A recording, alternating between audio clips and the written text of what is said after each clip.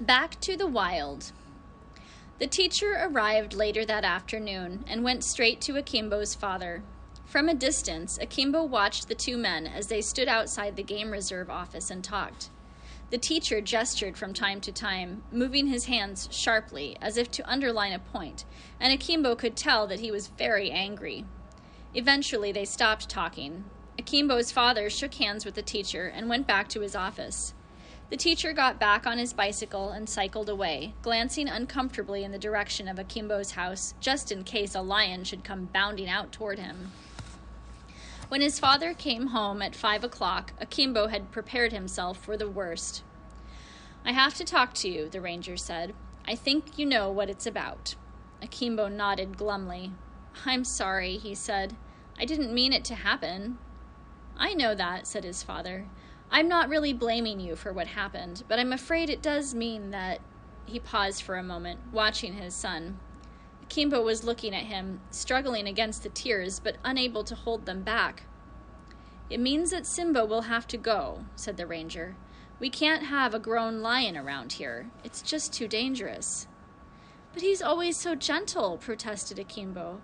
"He wouldn't harm anybody." "That may be so," said his father, "but we can't take the risk. You can't change a lion's nature for good. Sooner or later, he might attack somebody.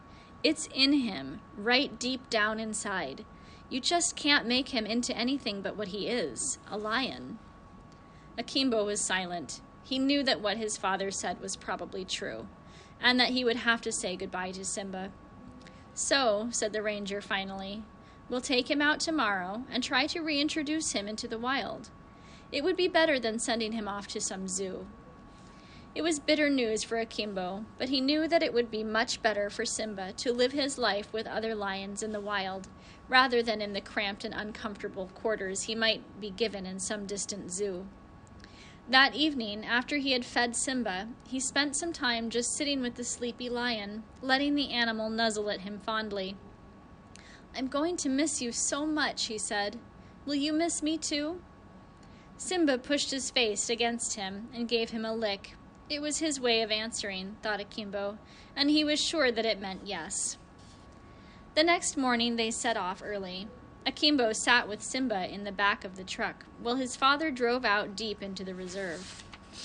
There was a place he knew, a place by a river, where there were several prides of lions, and this would be a place where Simba would have as good a chance as anywhere. You couldn't just throw a small lion out into the bush and expect it to survive. Simba had never been taught how to hunt, but with any luck he would be found by other lions, and some of the females might take pity on him. There might be one who had lost her cub and who was looking for another. It had been known to happen that way before. It was a long journey, but at last they arrived. Akimbo's father stopped the truck under a tree that grew by the edge of the river, and the three of them got out. Simba was excited by his new surroundings and dashed around inquisitively. He went down to the water's edge and, after looking at it suspiciously for a few moments, dipped his nose in and drank. Akimbo and his father watched as Simba looked around him. He sniffed at the ground, seeming to find something that interested him, and he even gave a low growl. Then he came back and tugged at Akimbo's shirt, as if wanting him to go off for a walk with him. "He likes it here," said Akimbo's father. "I think he might be all right now."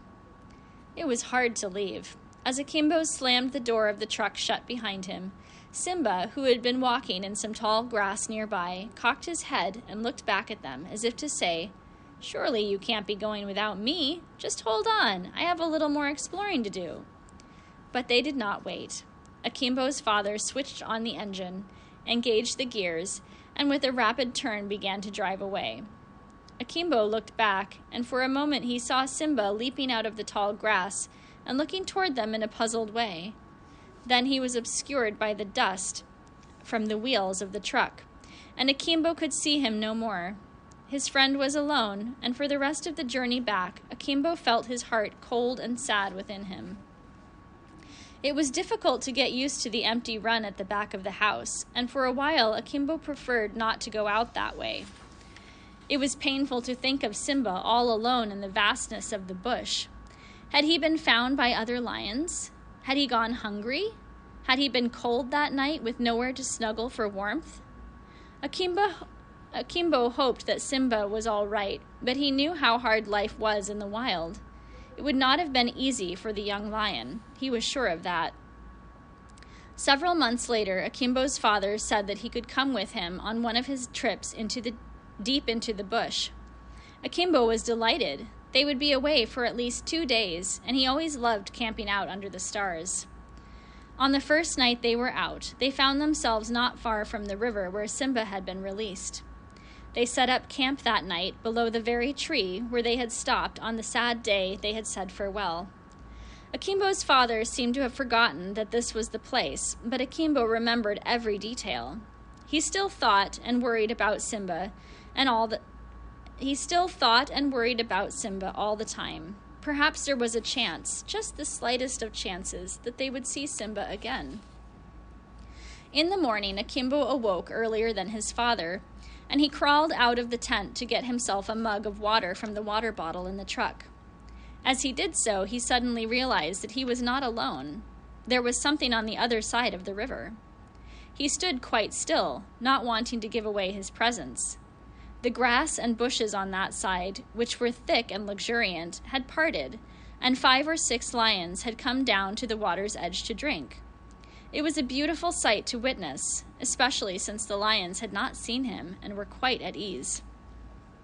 Akimbo watched as a lioness dipped her head to the surface of the water and then raised it up again as the water ran down her throat. He watched as the leader of the pride, a large male with a mane of near black, moved forward to quench his thirst. Then he saw him. There was a lion, a young lion, just behind the female, and he came forward now and looked at the water. Akimbo knew who it was. He was as certain as he could be. He was as certain of it as he could be of anything. He knew in his bones that this was Simba. For a moment he did nothing, but then, unable to contain himself any longer, he moved forward and called out as he did so, "Simba!" His voice carried easily across the water, and the lions gave a start. The male lion roared, then spun around and darted off into the bush, quickly followed by the others, all except Simba. He stayed, looking across the water at the boy on the other side. Akimbo moved forward a further step, bringing himself into the shallows. It was not a broad river, and now only a short stretch of water separated the lion and the boy. The movement disturbed Simba. For a moment he hesitated, but then his natural instincts got the better of him. "Come back!" cried Akimbo. But it was too late. The river remained between them, and it always would, in a way. Akimbo knew that there was no going back. Simba was where he should be, with the other lions, and Akimbo understood that this had to be. Akimbo turned away from the river and made his way back to the tent.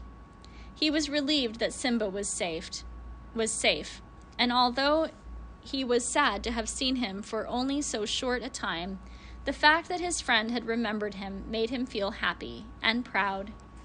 He looked back over his shoulder at the river and at the bush beyond. "Goodbye, Simba," he called out softly, "and good luck."